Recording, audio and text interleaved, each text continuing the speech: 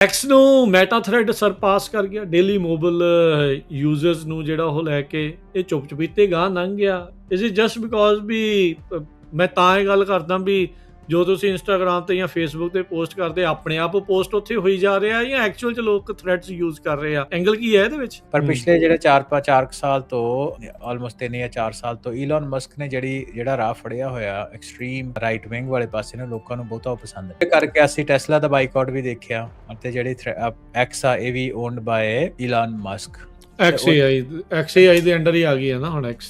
ਹਾਂਜੀ ਤੇ ਉਹ ਵੀ ਉਹਦੇ ਕਰਕੇ ਲੋਕੀ ਆਪਣੀ ਜਿਹੜਾ ਉਹਦੇ ਵੱਲ ਧਿਆਨ ਆ ਉਹਨਾਂ ਸਾਈਡ ਦੇ ਉੱਤੇ ਹਟਾਇਆ। ਪਰ ਇਹਦੇ ਨਾਲ ਤੁਸੀਂ ਇਹ ਦੇਖੋ ਕਿ ਉਹਦਾ ਬੈਨੀਫਿਟ ਕੀ ਹੈ ਕਿ ਲੋਕੀ ਜਿਹਨਾਂ ਨੂੰ ਆਦਤ ਆ ਸੋ ਆਨਲਾਈਨ ਜਾ ਕੇ ਆਪਣੇ ਆਪ ਟਾਈਮ ਸਪੈਂਡ ਕਰਨ ਦੀ ਜਾਂ ਸੋਸ਼ਲਾਈਜ਼ ਹੋਣ ਜੋ ਵੀ ਤੁਸੀਂ ਲੈ ਲਓ ਇਨਫੋਰਮੇਸ਼ਨ ਪ੍ਰੋਕਿਓਰ ਕਰਨ ਦੀ, ਉਹਨਾਂ ਕਿਸੇ ਨਾ ਕਿਸੇ ਪਾਸੇ ਤਾਂ ਜਾਣਾ ਹੀ ਹੈ। ਐਕਸ ਤੇ ਥ੍ਰੈਡ ਜਿਹੜਾ ਵਾ ਉਹਨੇ ਅਫੀਸ਼ੀਅਲੀ ਐਕਸ ਦੇ ਡੇਲੀ ਮੋਬਾਈਲ ਯੂਜ਼ਰ ਜਿਹੜੇ ਆ ਉਹਨਾਂ ਦੇ ਵਿੱਚ ਉਹਨੂੰ ਪਛਾੜ ਦਿੱਤਾ। ਜੇ ਤੁਸੀਂ ਡੇਲੀ ਮੋਬਾਈਲ ਯੂਜ਼ਰ ਥ੍ਰੈਡਸ ਦੀ ਗੱਲ ਕਰੋ ਤਾਂ 141 ਮਿਲੀਅਨ ਆ ਇਸ ਟਾਈਮ। ਤੇ ਜਦ ਕਿ ਜੇ ਅਸੀਂ ਅੱਜ ਦੇ ਦਿਨ ਦੀ ਹੀ ਆਪਣਾ 19 ਤਰੀਕ ਦੀ ਆਪਾਂ ਗੱਲ ਕਰੀਏ ਤੇ ਅੱਜ ਸਵੇਰ ਦੀ ਹੀ ਨਿਊਜ਼ ਆ ਤੇ ਉਹਦੇ ਵਿੱਚ 125 ਮਿਲੀਅਨ ਜਿਹੜੇ ਕਿ ਐਕਸ ਦੇ ਟਵਿੱਟਰ ਦੇ ਮੋਬਾਈਲ ਯੂਜ਼ਰ ਆ। ਸੋ ਕਹਿਣ ਦਾ ਮਤਲਬ ਵੀ ਤਕਰੀਬਨ 15 ਮਿਲੀਅਨ ਗਿਵ ਔਰ ਟੇਕ ਜਿਹੜੇ 16 ਮਿਲੀਅਨ ਜਿਹੜੇ ਵੱਧ ਯੂਜ਼ਰ ਡੇਲੀ ਯੂਜ਼ਰ ਅਸੀਂ ਥ੍ਰੈਡਸ ਤੇ ਦੇਖ ਰਹੇ ਹਾਂ। ਮਾਈਕਰੋਸਾਫਟ, ਮੈਟਾ ਤੇ ਐਮਾਜ਼ਨ ਕਹਿੰਦੇ ਵੀ ਐਂਟਰਪ੍ਰਾਈਜ਼ ਐਕਸੈਸ ਲੈਣ ਦੇ ਲਈ ਵਿਕੀਪੀਡੀਆ ਨੂੰ ਉਹ ਪੇ ਕਰ ਰਹੇ ਨੇ। ਵਿਕੀਪੀਡੀਆ ਦੇ ਕੋਲ ਸਾਨੂੰ ਪਤਾ ਵੀ ਕਲੇਮ ਕਰਦੇ ਆ ਕਿ 170 ਤੋਂ ਉੱਪਰ ਲੈਂਗੁਏਜਸ ਦੇ ਵਿੱਚ ਇਹਨਾਂ ਦੇ ਕੋਲ ਡੇਟਾ ਪਿਆ ਹੋਇਆ, ਲੋਕਾਂ ਦਾ ਲਿਖਿਆ ਹੋਇਆ। ਆਪਾਂ ਵੀ ਕਈ ਵਾਰ ਆਪਣੇ ਕੋਈ ਇਤਿਹਾਸਕ ਚੀਜ਼ਾਂ ਨੂੰ ਦੇਖਦੇ ਤੇ ਆਪਾਂ ਵਿਕੀਪੀਡੀਆ ਨੂੰ ਰੈਫਰ ਕਰਦੇ ਆ ਜਿੱਥੇ ਲੋਕੀ ਵਲੰਟੀਅਰ ਕਰਕੇ ਉਹਨਾਂ ਡੇਟਾ ਐਡ ਕੀਤਾ ਹੋਇਆ।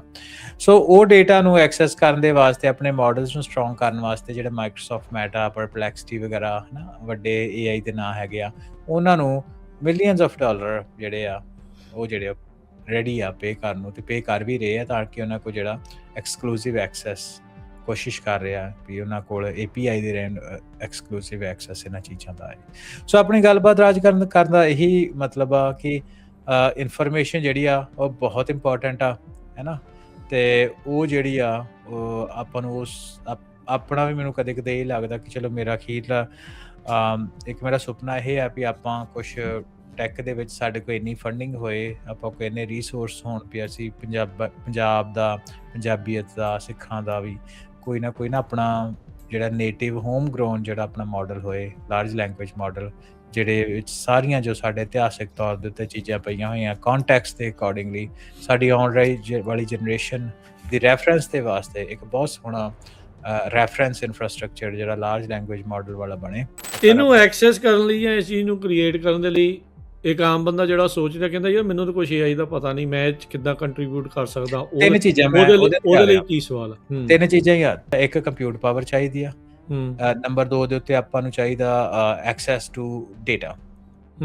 ਆਪਾਂ ਤੇ ਬਹੁਤ ਜ਼ਿਆਦਾ ਜਿਹੜਾ ਡੇਟਾ, ਕਿਉਂਕਿ ਤੁਸੀਂ ਕੋਈ ਸਿਸਟਮ ਬਣਾਓਗੇ ਡੇਟਾਬੇਸ ਹੀ ਬਣਾਓਗੇ। ਤੀਸਰੀ ਜਿਹੜੀ ਚੀਜ਼ ਹੈਗੀ ਉਹ ਹੈ ਕਿ ਇੱਕ ਡੈਡੀਕੇਟਡ ਟੀਮ ਜਿਹੜੀ ਇਹਦੇ ਉੱਤੇ ਲਗਾਤਾਰ ਵਰਕ ਕਰੇ, ਟੈਕਨੀਕਲ ਟੀਮ ਚਾਹੀਦੀ ਹੈ ਨਾਲ, ਹੈ ਨਾ, ਟੀਮ ਆਫ ਇੰਜੀਨੀਅਰਸ ਜਿਹੜੀ ਇਹਦੇ ਉੱਤੇ ਵਰਕ ਕਰੇ। 2026 ਦੇ ਵਿੱਚ $2.5 ਟ੍ਰਿਲੀਅਨ ਦੀ ਸਪੈਂਡਿੰਗ AI ਦੇ ਉੱਤੇ ਤੇ ਇਹ 2027 ਚ ਵੱਧ ਕੇ 3.3 ਟ੍ਰਿਲੀਅਨ ਤੱਕ ਜਿਹੜੀ ਉਹ ਪਹੁੰਚ ਜਾਣੀ ਆ। Trillions of dollar. ਜਦੋਂ ਆਪਾਂ ਗੱਲ ਪਹਿਲਾਂ ਬਿਲੀਅਨਸ ਤੋਂ ਸ਼ੁਰੂ ਹੋਈ, ਫਿਰ ਹੰਡਰਡਸ ਆਫ ਬਿਲੀਅਨ ਤੇ ਗਈ ਤੇ ਹੁਣ ਗੱਲ ਟ੍ਰਿਲੀਅਨਸ ਤੇ ਪਹੁੰਚ ਗਈ। ਸੋ 2026 ਦੇ ਵਿੱਚ ਇਹ ਮੰਨਿਆ ਜਾ ਰਿਹਾ ਰਾਜਕਰਨ ਕਿ $2.5 ਟ੍ਰਿਲੀਅਨ ਜਿਹੜਾ AI ਦੀ ਸਪੈਂਡਿੰਗ ਉੱਤੇ ਜਾਊਗਾ, ਜਿਹੜਾ ਕਿ 2027 ਵਿੱਚ ਵੱਧ ਕੇ 3.33 ਟ੍ਰਿਲੀਅਨ ਦੇ ਉੱਤੇ ਪਹੁੰਚੂਗਾ ਜੀ।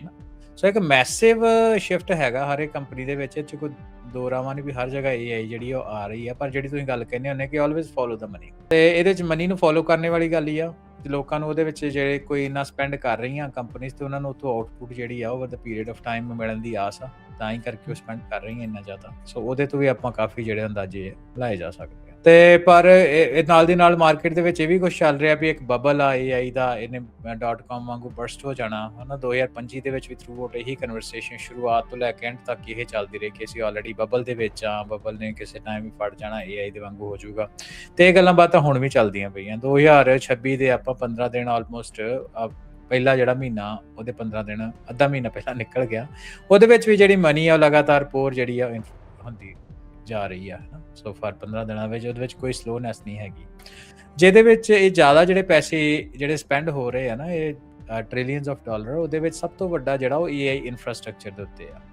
ਤੇ ਜਿਹੜੇ ਕੰਪਨੀਜ਼ ਆ, ਇਹ ਮੰਨਿਆ ਜਾ ਰਿਹਾ ਕਿ 1.36 ਟ੍ਰਿਲੀਅਨ ਡਾਲਰ ਜਿਹੜਾ ਵਾ ਉਹ ਜਿਹੜੇ ਬੈਕਬੋਨ ਹੈਗੇ ਆ, ਯਾਨੀ ਕਿ ਡੇਟਾ ਸੈਂਟਰ ਹੋ ਗਏ ਜਾਂ ਉਹਦੇ ਨਾਲ ਰਿਲੇਟਡ ਇਨਫਰਾਸਟ੍ਰਕਚਰ ਦੀ ਗੱਲਾਂ ਹੋ ਗਈਆਂ, ਇਹ 2026 ਦੇ ਵਿੱਚ। ਤੇ ਇਹ ਜਿਹੜਾ ਇਨਫਰਾਸਟ੍ਰਕਚਰ ਆ, ਇਹਦੀ ਸਪੈਂਡਿੰਗ ਇਸੇ ਤਰ੍ਹਾਂ ਹੀ ਚੱਲਦੀ ਰਹੂਗੀ। 2027 ਦੇ ਵਿੱਚ 2.25 ਟ੍ਰਿਲੀਅਨ ਇਨਫਰਾਸਟ੍ਰਕਚਰ ਉੱਤੇ ਇਨਵੈਸਟ। ਵਰਲਡ ਇਕਨੋਮਿਕ ਫੋਰਮ ਡੇਵਸ ਦੇ ਵਿੱਚ ਹਰ ਸਾਲ ਹੁੰਦੀ ਆ।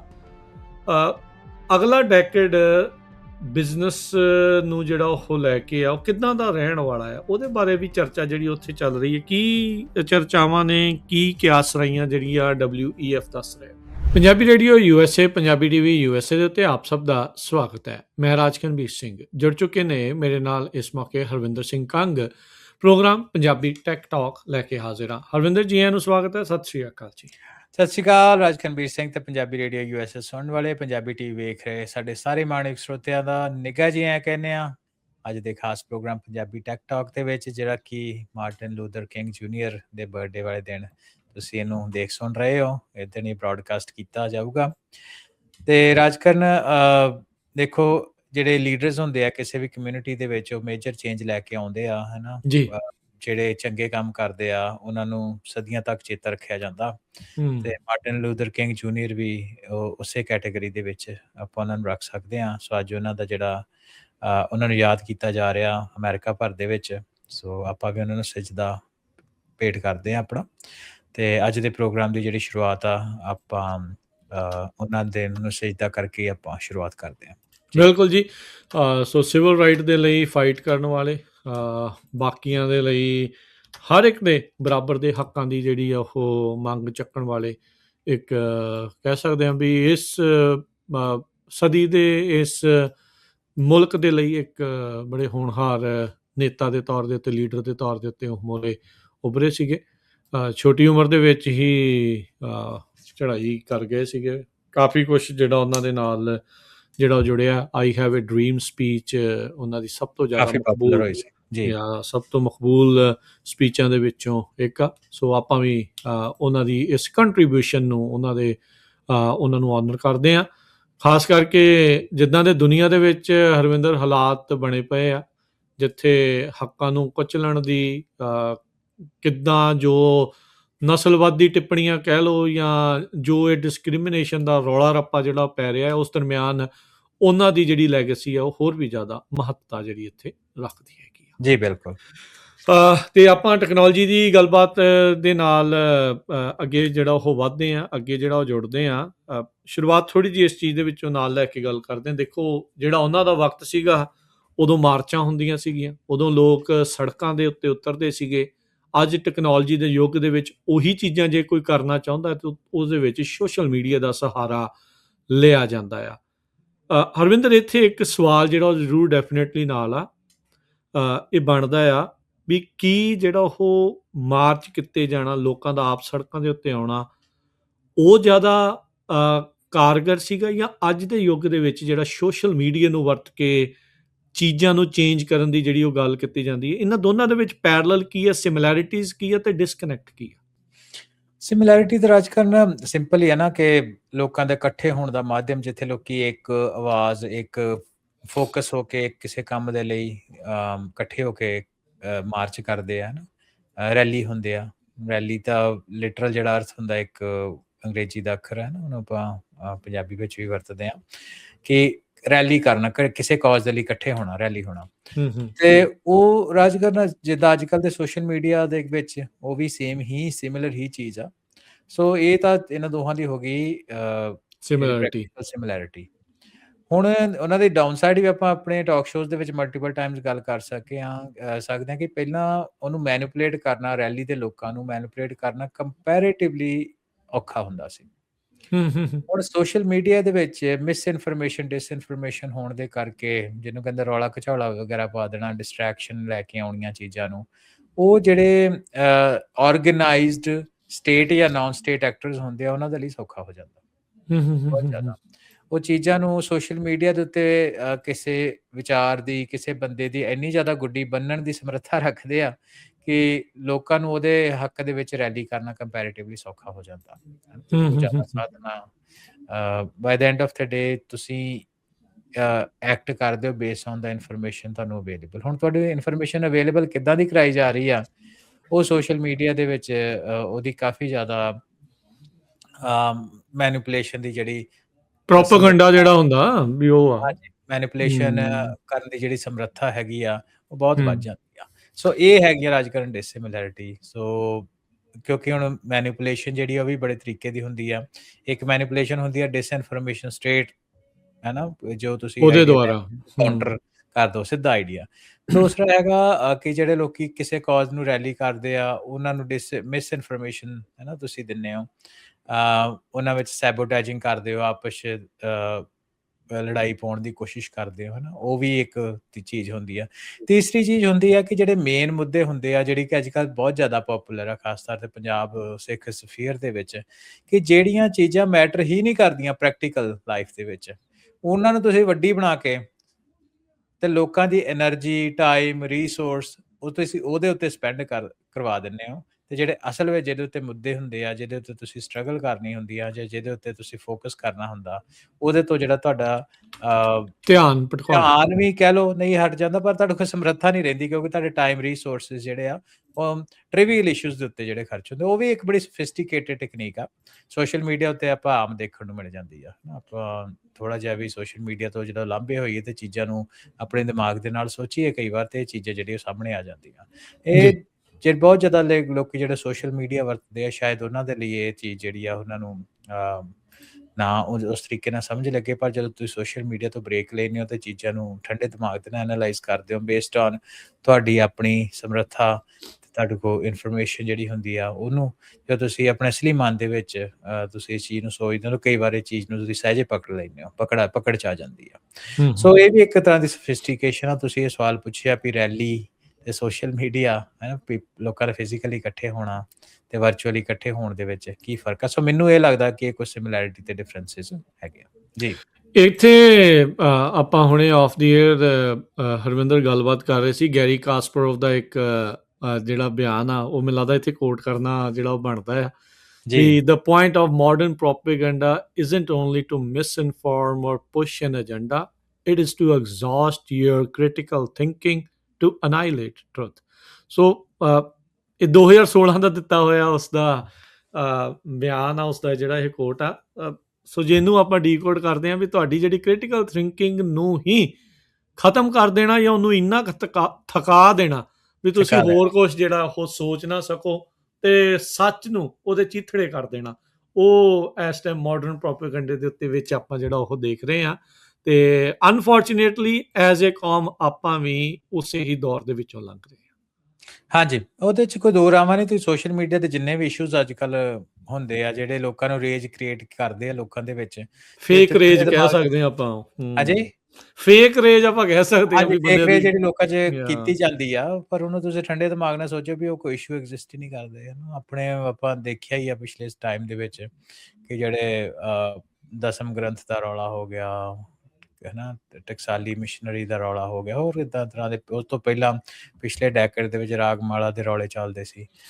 ਕੌਣ ਜ਼ਿਆਦਾ ਪੰਥਕ ਆ, ਇਹ ਜਿਹੜੇ ਰੌਲੇ ਕੌਣ ਜ਼ਿਆਦਾ ਪੰਥਕ ਆ, ਮੀਟ ਖਾਣਾ ਨਾ ਖਾਣਾ, ਹੈ ਨਾ, ਉਹਦੇ ਉੱਤੇ ਸਲਾਹਾਂ। ਤੇ ਇਹ ਜਿਹੜੀ ਪ੍ਰੈਕਟੀਕਲ ਜੇ ਤੁਸੀਂ ਇਹਨੂੰ ਦੇਖੋ ਤੇ ਕੋਈ ਬਾਹਲੀਆਂ, ਹੈ ਨਾ, ਮੈਟਰ ਨਹੀਂ ਕਰਦੀਆਂ। ਵੱਖ-ਵੱਖ ਲੋਕਾਂ ਦੇ ਵੱਖ-ਵੱਖ ਸੰਪਰਦਾਵਾਂ ਦੇ ਵੱਖ-ਵੱਖ ਮਰਿਆਦਾਵਾਂ ਰਹੀਆਂ ਪੁਰਾਣੇ ਸਮੇਂ ਦੇ ਵਿੱਚ।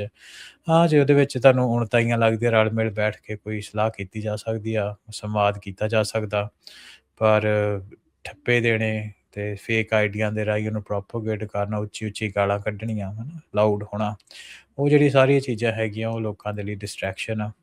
ਇੱਕ ਮੈਨੂੰ ਹੋਰ ਕਿਸੇ ਨੇ ਵੈਸੇ ਗੱਲ ਬੜੀ ਵਧੀਆ ਕੀਤੀ, ਉਹ ਕਹਿੰਦੇ ਜਿਹੜੇ ਮੈਸੇਜ ਹੁੰਦੇ ਆ ਉਹ ਕਹਿੰਦੇ ਕਿ ਦੇ need food, wine and circus. ਮੈਂ ਨਾ ਕਿਸੇ ਸਟੈਨਫੋਰਡ ਦੇ ਵਿੱਚ ਜਦ ਮੈਂ ਕਰਦਾ ਸੀ, ਉਹਨੇ ਗੱਲ ਕੀਤੀ ਵੀ ਜਿਹੜੇ ਮੈਸੇਜ ਹੁੰਦੇ ਆ ਨਾ, ਜਿਹੜੇ ਬਹੁਤ ਜ਼ਿਆਦਾ ਗਿਣਤੀ 'ਚ, ਉਹਨਾਂ ਨੂੰ ਰੋਟੀ ਪਾਣੀ, ਵਾਈਨ ਤੇ ਸਰਕਸ, ਇਹ ਤਿੰਨ ਚੀਜ਼ ਚਾਹੀਦੀਆਂ ਹੁੰਦੀਆਂ, ਮਨੋਰੰਜਨ ਚਾਹੀਦਾ ਹੈ ਨਾਲ ਦੇ ਨਾਲ। ਬਸ ਮੈਨੂੰ, ਹੈ ਨਾ, ਉਹ ਕਾਫੀ ਲੱਗਦਾ। ਖੈਰ ਆਪਾਂ ਆਪਣੀ ਟੈਕ ਦੀ ਆਪਾਂ ਗੱਲਬਾਤ ਕਰਦੇ ਹਾਂ, ਸਾਡੇ ਕਮੈਂਟਰੀ ਤਾਂ ਨਾਲ ਚੱਲਦੀ ਰਹਿੰਦੀ ਆ। ਐਕਸ ਨੂੰ ਮੈਟਾ ਥ੍ਰੈਡ ਸਰਪਾਸ ਕਰ ਗਿਆ। ਡੇਲੀ ਮੋਬਾਈਲ ਯੂਜ਼ਰਸ ਨੂੰ ਜਿਹੜਾ ਉਹ ਲੈ ਕੇ ਇਹ ਚੁੱਪ-ਚੁਪੀਤੇ ਗਾਹ ਲੰਘ ਗਿਆ। ਇਜ਼ ਇਟ ਜਸਟ ਬਿਕੋਜ਼ ਵੀ ਮੈਂ ਤਾਂ ਇਹ ਗੱਲ ਕਰਦਾ ਵੀ ਜੋ ਤੁਸੀਂ ਇੰਸਟਾਗ੍ਰਾਮ ਤੇ ਜਾਂ ਫੇਸਬੁੱਕ ਤੇ ਪੋਸਟ ਕਰਦੇ ਆਪਣੇ ਆਪ ਪੋਸਟ ਉੱਥੇ ਹੋਈ ਜਾ ਰਿਹਾ ਜਾਂ ਐਕਚੁਅਲ ਚ ਲੋਕ ਥ੍ਰੈਡਸ ਯੂਜ਼ ਕਰ ਰਹੇ ਆ? ਐਂਗਲ ਕੀ ਹੈ ਇਹਦੇ ਵਿੱਚ? ਵੇਖੋ ਰਾਜਕਰਨ, ਜਦੋਂ ਸਾਰੇ ਤੋਂ ਪਹਿਲਾਂ ਟਿਕਟੋਕ ਆਈ ਆ, ਹੈ ਨਾ? ਹੂੰ ਟਿਕਟੋਕ ਤੋਂ ਬਾਅਦ ਇੰਸਟਾਗ੍ਰਾਮ ਦੇ ਰੀਲਸ ਆਈਆਂ। ਉਹਦੇ ਵਿੱਚ ਜਿਹੜੇ ਤੁਹਾਨੂੰ ਮੈਂ ਦੱਸਿਆ ਨਾ ਕਿ ਜਦੋਂ ਆਪਾਂ ਕੰਪਨੀਜ਼ ਜਦੋਂ ਕਿਸੇ ਵੀ ਫੀਲਡ ਦੇ ਵਿੱਚ ਅਗਾਂਹ ਜਾਂਦੀ ਆ, ਅਗਲੀ ਜਨਰੇਸ਼ਨ ਉੱਤੇ ਫੋਕਸ ਕਰਦੀਆਂ, ਤੇ ਹੁਣ ਖਾਸ ਤੌਰ ਦੇ ਉੱਤੇ ਜੈਨ ਜ਼ੀ ਉੱਤੇ ਕਾਫੀ ਫੋਕਸ ਆ। ਤਾਂ ਉਹਦੇ ਵਿੱਚ ਰਿਸਰਚ ਵਿੱਚ ਚੀਜ਼ਾਂ ਜਿਹੜੀਆਂ ਬਾਹਰ ਆਈਆਂ, ਉਹਨਾਂ ਦੇ ਵਿੱਚ ਇਹ ਹੈ ਕਿ ਲੋਕਾਂ ਦਾ ਅਟੈਂਸ਼ਨ ਸਪੈਨ ਜਿਹੜਾ ਉਹ ਦਿਨੋਂ ਦਿਨ ਘਟਦਾ ਪਿਆ। 2003-4 ਦਾ ਮੈਨੂੰ ਚੇਤਾ, ਉਸ ਟਾਈਮ ਦੇ ਉੱਤੇ ਆਪਾਂ ਯੂਨੀਵਰਸਿਟੀ ਵਿੱਚ ਜੇ ਸ਼ੁਰੂ ਕੀਤੀ ਸੀ, ਤੇ ਯੂਨੀਵਰਸਿਟੀ ਦੇ ਵਿੱਚ ਆਪਾਂ ਪੜ੍ਹਦੇ ਹੁੰਦੇ ਸੀ ਕਿ ਲੋਕਾਂ ਦੇ ਵੈਬਸਾਈਟ ਦੇ ਉੱਤੇ ਅਟੈਂਸ਼ਨ ਸਪੈਨ ਆ ਜਿਹੜਾ, ਉਹ ਆਈ ਥਿੰਕ ਉਸ ਟਾਈਮ ਦੇ ਉੱਤੇ 15 ਤੋਂ 20 ਸੈਕਿੰਡ ਕਹਿੰਦੇ ਸੀ। ਉਹ ਵੈਬਸਾਈਟ ਜ਼ਿਆਦਾ ਪਪੂਲਰ ਹੁੰਦੀ ਹੈ, ਸੋਸ਼ਲ ਮੀਡੀਆ ਇੰਨਾ ਨਹੀਂ ਸੀ ਹੁੰਦਾ, ਸ਼ੁਰੂ ਹੋਇਆ ਹੂੰ ਸੀ ਹੂੰ ਅਜੇ। ਹੂੰ ਤੇ ਉਹ ਕਹਿੰਦੇ ਵੀ 15-20 ਸੈਕਿੰਡ ਦੇ ਵਿੱਚ ਤੁਹਾਡੀ ਜਿਹੜੀ ਵੈਬਸਾਈਟ ਆ, ਉਹਦੇ ਉੱਤੇ ਜੇ ਤੁਸੀਂ ਕਿਸੇ ਨੂੰ ਕੁਝ ਲੱਭਾ ਤੇ ਯੂ نو ਠੀਕ ਆ, ਨਹੀਂ ਤਾਂ ਉਹਨਾਂ ਮੂਵ ਔਨ ਹੋ ਜਾਣਾ।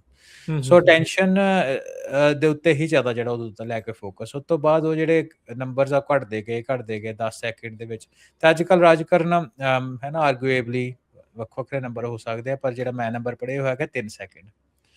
ਸੋ 3 ਸੈਕਿੰਡ ਦੇ ਵਿੱਚ 3 ਸੈਕਿੰਡ ਦੇ 4 ਸੈਕਿੰਡ ਲਾ ਲਓ, ਯਾਨੀ ਕਿ ਬਹੁਤ ਜ਼ਿਆਦਾ ਫਰਕ ਪਿਆ। ਸੋ ਉਹਦੇ ਵਿੱਚ ਇਹ ਆ ਕਿ ਪਹਿਲਾਂ ਜਿਹੜੀਆਂ ਬਹੁਤ ਜ਼ਿਆਦਾ ਲੰਮੀਆਂ ਜਿਹੜੇ ਵੀਡੀਓਜ਼ ਆਨਲਾਈਨ ਹੁੰਦੀਆਂ ਸੀ, ਉਹਨਾਂ ਦੇ ਵਿੱਚ ਤੁਸੀਂ ਆਮ ਤੌਰ ਤੇ ਅੱਜ ਦੇਖਦੇ ਹੋ ਵੀ ਉਹਨਾਂ ਦੀ ਬਹੁਤ ਜ਼ਿਆਦਾ ਵਿਊਜ਼ ਨਹੀਂ ਹੁੰਦੇ, ਹੈ ਨਾ? ਲੋਕਾਂ ਕਿਸੇ ਚੀਜ਼ ਨੂੰ ਠਰਮੇ ਦੇ ਨਾਲ ਲੰਮਾ ਸਮਾਂ ਨਹੀਂ ਸੁਣ ਸਕਦੇ। ਅਟੈਂਸ਼ਨ ਸਪੈਨ ਸੋਸ਼ਲ ਮੀਡੀਆ ਨੇ ਕੰਟੈਂਟ ਦੇ ਨਾਲ ਲੋਕਾਂ ਦਾ ਬਹੁਤ ਘਟਾ ਦਿੱਤਾ, ਹੈ ਨਾ? ਬਿਹੇਵੀਅਰ ਨੂੰ ਚੇਂਜ ਕਰ ਦਿੰਦੇ ਆ, ਹੋ ਜਾਂਦਾ ਜਦੋਂ ਤੁਸੀਂ ਜ਼ਿਆਦਾ ਕੰਜ਼ਿਊਮਰ ਬਣ ਜਾਂਦੇ ਹੋ।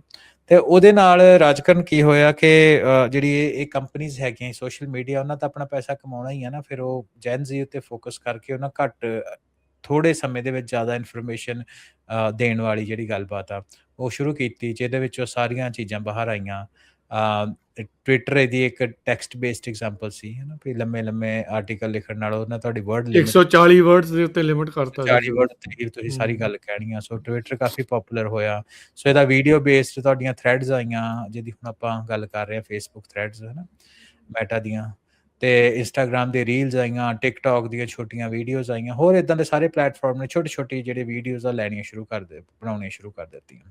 ਹੁਣ ਜਿਹੜੀ ਗੱਲ ਸਾਹਮਣੇ ਆਈ ਆ ਕਿ ਜਦੋਂ ਇਹਦੇ ਵਿੱਚ ਹੀ ਫਿਰ ਜਿਹੜਾ ਮੈਟਾ ਵਾ, ਉਹਨੇ ਵੀ ਫੇਸਬੁੱਕ ਨੇ ਸਾਹਮਣੇ ਲੈਣਾ ਸ਼ੁਰੂ ਕਰ ਦਿੱਤਾ ਕਿ ਆਪਾਂ ਵੀ ਭਾਈ, ਖਾਸ ਤੌਰ ਤੇ ਐਕਸ ਕਾਫੀ ਪਪੂਲਰ ਹੋਇਆ, ਜਿਹਨੂੰ ਪੁਰਾਣਾ ਟਵਿੱਟਰ ਕਹਿੰਦੇ ਹੁੰਦੇ ਸੀ, ਤੇ ਉਹਨੇ ਵੀ ਆਪਣਾ ਥ੍ਰੈਡਸ ਜਿਹੜਾ ਉਹ ਕੱਢਣਾ ਸ਼ੁਰੂ ਕਰ ਦਿੱਤਾ।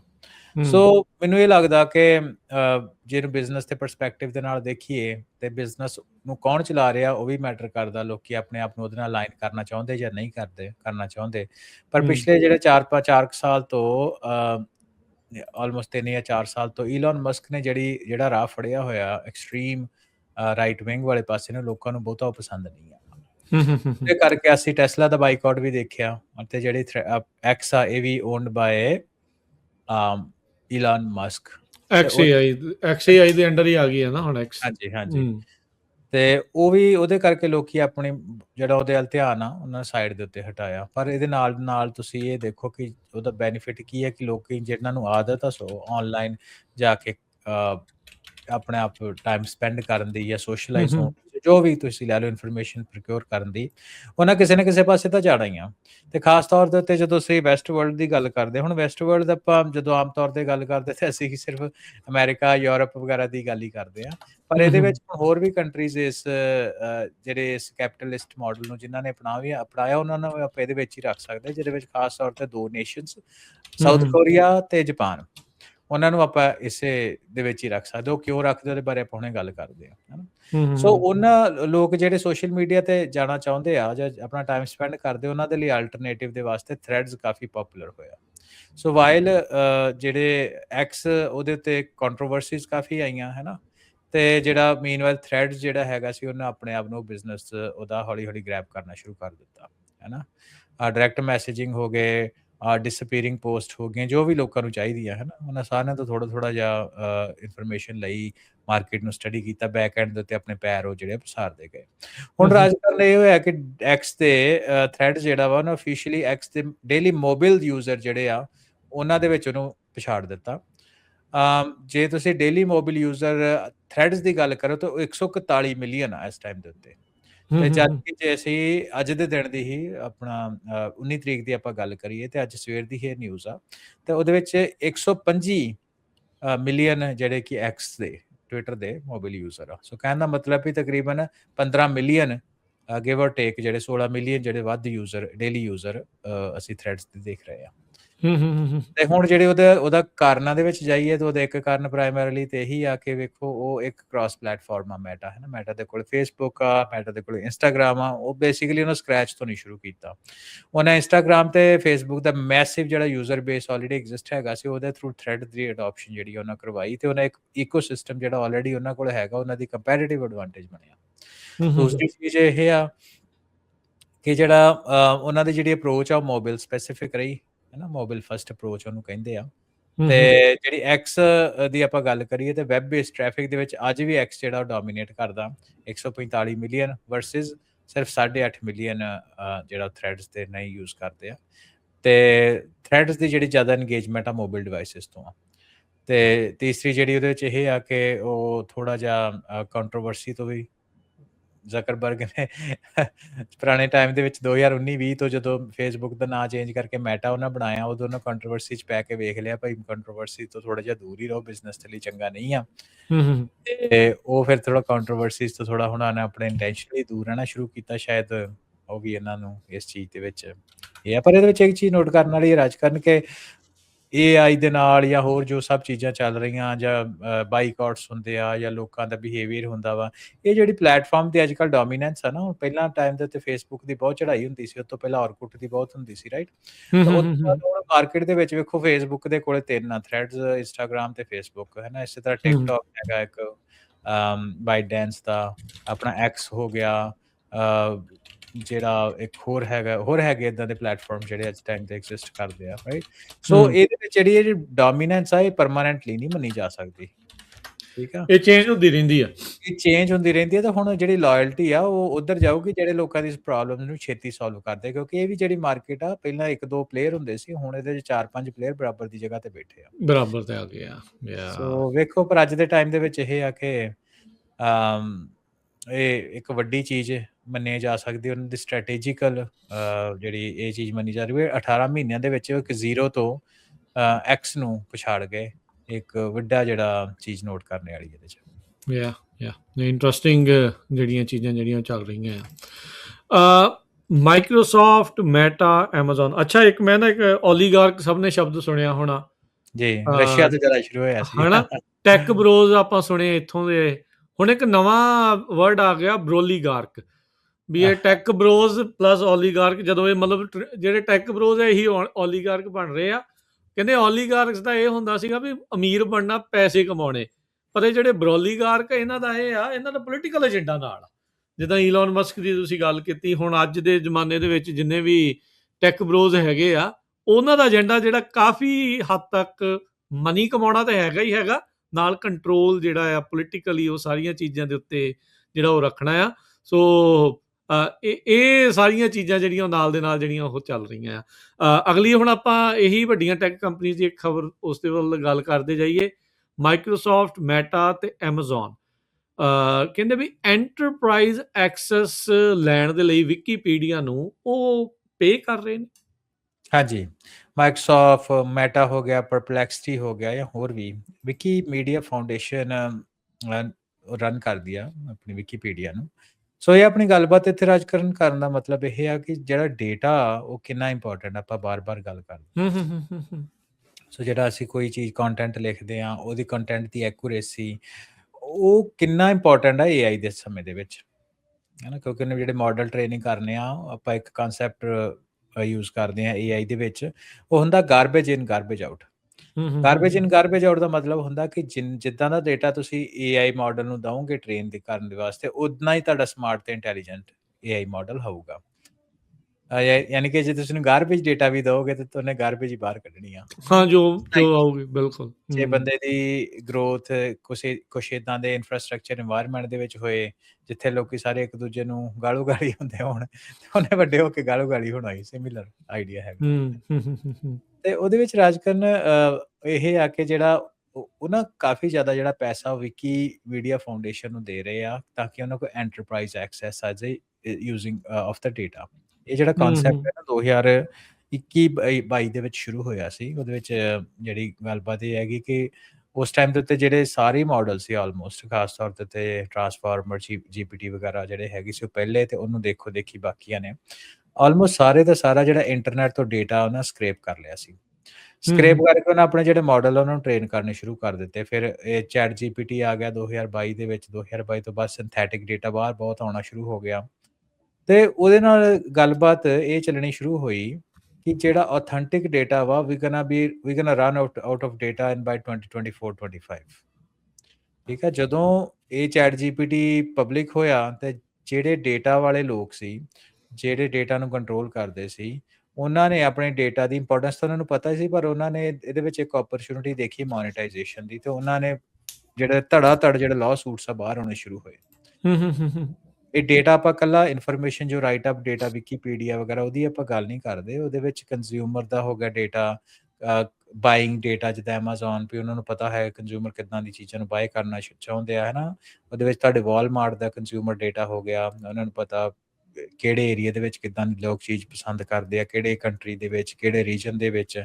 ਸੋਸ਼ਲ ਮੀਡੀਆ ਦਾ ਤੁਹਾਡਾ ਡੇਟਾ ਹੋ ਗਿਆ, ਕ੍ਰਿਪਟੋ ਦਾ ਤੁਹਾਡਾ ਡੇਟਾ ਹੋ ਗਿਆ, ਜਾਂ ਫਿਨਟੈਕ ਦਾ, ਹੈ ਨਾ, ਫਾਈਨੈਂਸ ਲੋਕੀ ਕਿੱਦਾਂ ਆਪਾਂ ਆਪਣੇ ਜਿਹੜੇ ਸਪੈਂਡ ਕਰਦੇ ਆ ਚੀਜ਼ਾਂ ਨੂੰ, ਇਹ ਸਾਰਾ ਕਿਸੇ ਨਾ ਕਿਸੇ ਤਰੀਕੇ ਦਾ ਡੇਟਾ, ਹੈ ਨਾ।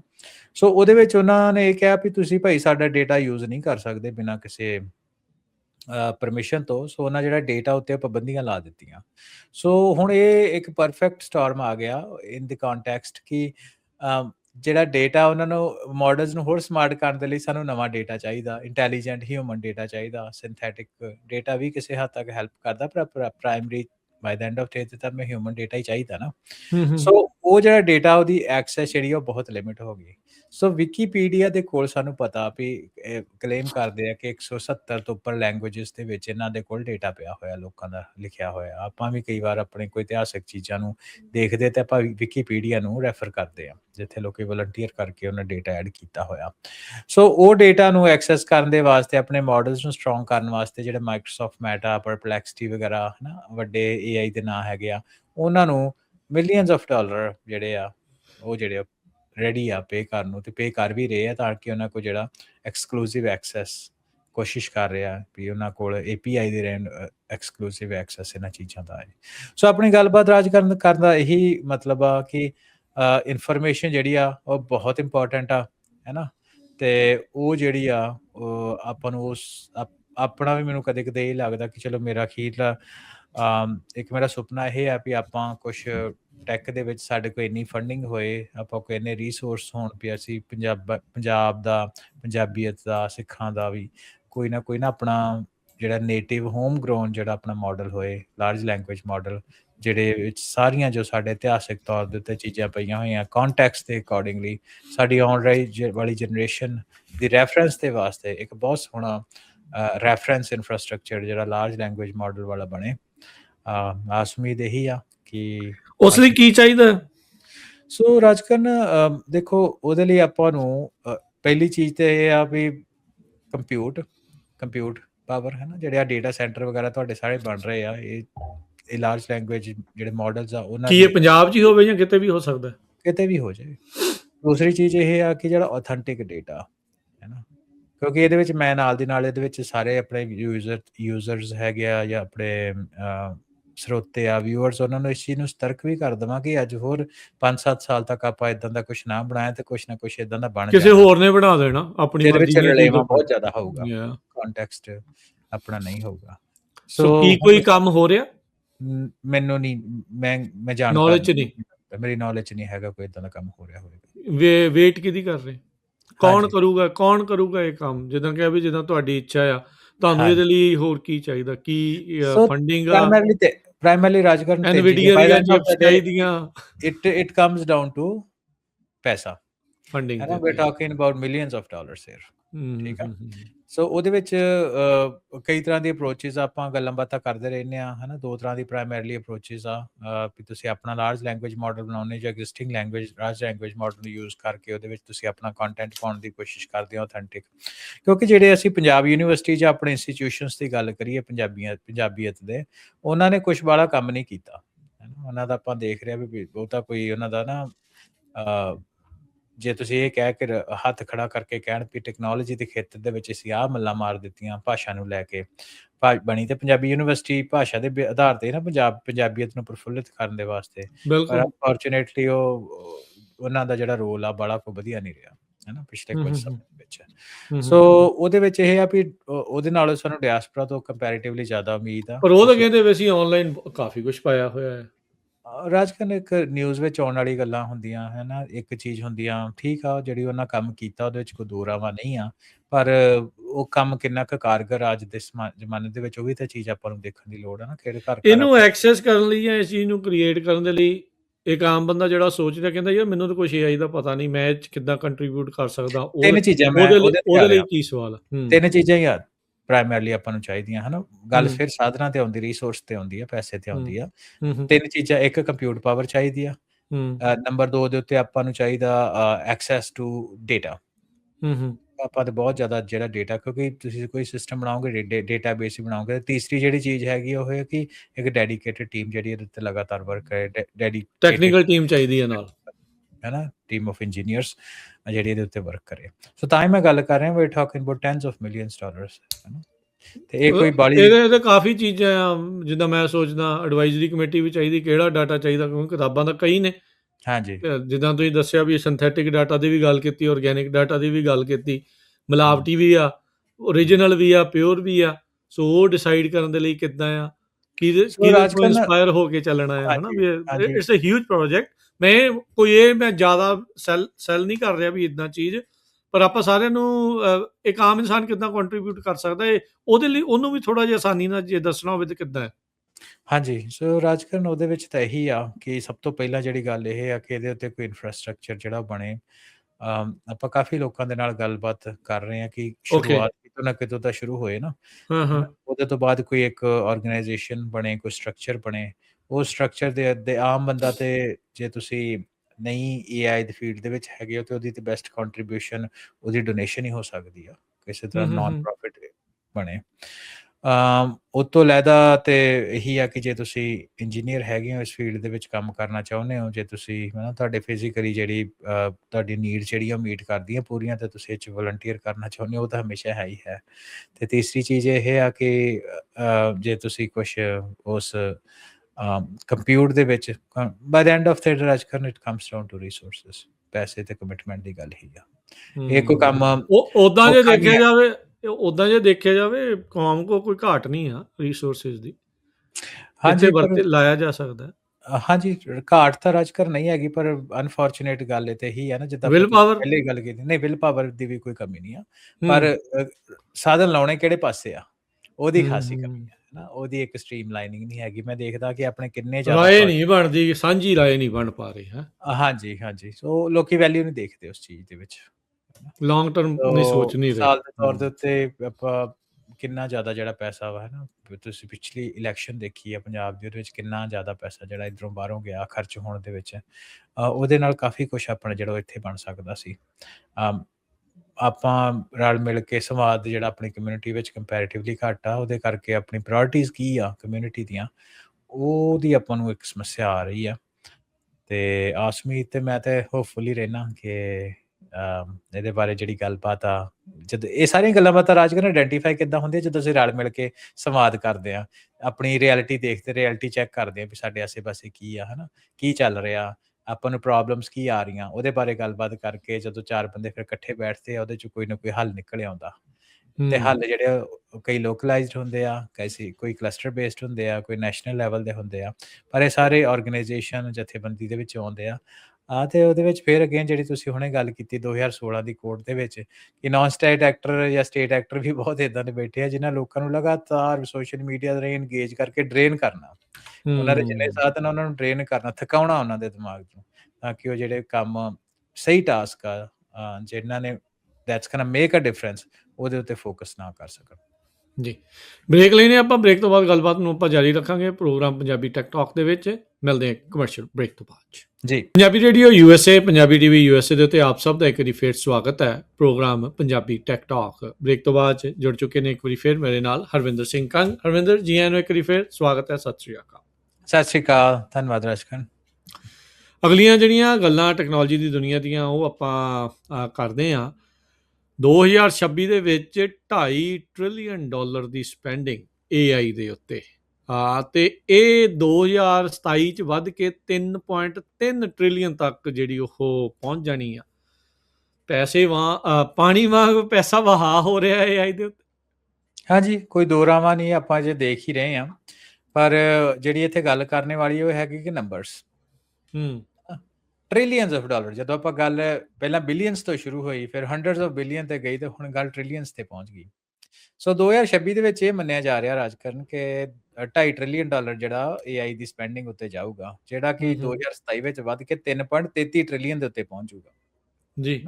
ਸੋ ਇੱਕ ਮੈਸਿਵ ਸ਼ਿਫਟ ਹੈਗਾ ਹਰ ਇੱਕ ਕੰਪਨੀ ਦੇ ਵਿੱਚ। ਇਹ 'ਚ ਕੋਈ ਦੋ ਰਾਵਾਂ ਨਹੀਂ ਵੀ ਹਰ ਜਗ੍ਹਾ AI ਜਿਹੜੀ ਉਹ ਆ ਰਹੀ ਹੈ। ਪਰ ਜਿਹੜੀ ਤੁਸੀਂ ਗੱਲ ਕਹਿੰਦੇ ਹੁੰਦੇ ਕਿ ਆਲਵੇਜ਼ ਫੋਲੋ ਦਾ ਮਨੀ, ਤੇ ਇਹਦੇ 'ਚ ਮਨੀ ਨੂੰ ਫੋਲੋ ਕਰਨ ਵਾਲੀ ਗੱਲ ਹੀ ਆ ਤੇ ਲੋਕਾਂ ਨੂੰ ਉਹਦੇ ਵਿੱਚ ਜਿਹੜੇ ਕੋਈ ਇੰਨਾ ਸਪੈਂਡ ਕਰ ਰਹੀਆਂ ਕੰਪਨੀਆਂ, ਤੇ ਉਹਨਾਂ ਨੂੰ ਉੱਥੋਂ ਆਊਟਪੁੱਟ ਜਿਹੜੀ ਆ ਓਵਰ ਦਾ ਪੀਰੀਅਡ ਆਫ ਟਾਈਮ ਮਿਲਣ ਦੀ ਆਸ ਆ, ਤਾਂ ਹੀ ਕਰਕੇ ਉਹ ਸਪੈਂਡ ਕਰ ਰਹੀਆਂ ਇੰਨਾ ਜ਼ਿਆਦਾ। ਸੋ ਉਹਦੇ ਤੋਂ ਵੀ ਆਪਾਂ ਕਾਫੀ ਜਿਹੜੇ ਅੰਦਾਜ਼ੇ ਲਾਏ ਜਾ ਸਕਦੇ ਆ, ਹੈ ਨਾ।